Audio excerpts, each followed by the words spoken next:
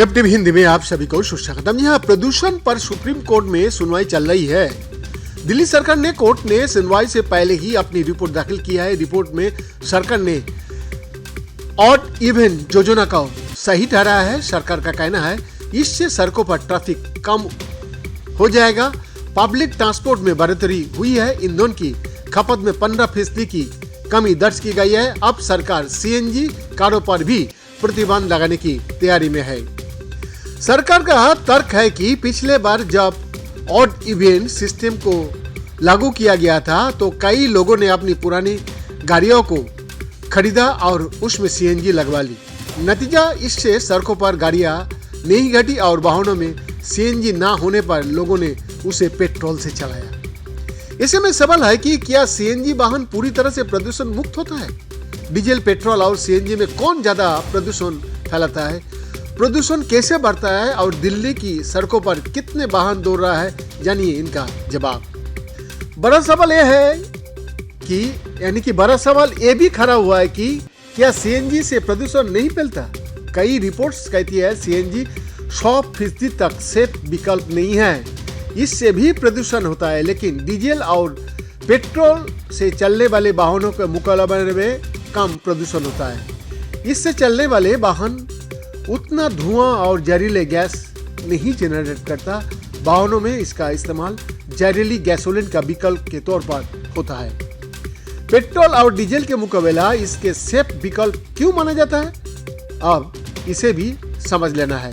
CNG यानी कि compressed natural gas का सबसे अहम हिस्सा होता है मीथेन गैस। सीएनजी में बेंजीन और लेड जैसे केमिकल नहीं होते। वही वजह है कि इससे चलने वाली वाहन उतना प्रदूषण नहीं फैलाता जिससे सांस की बीमारी जैसे हालात पैदा हो जाए।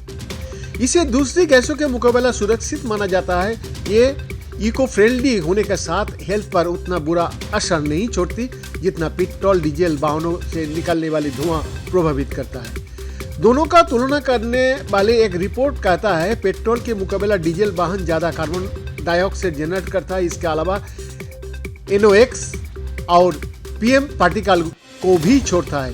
एक डीजल वाहन 24 पेट्रोल वाहन और 40 सीएनजी वाहन के बराबर प्रदूषण फैलाता है। हालांकि BS4 और BS3 वाहनों में कुछ अंतर दिखता है।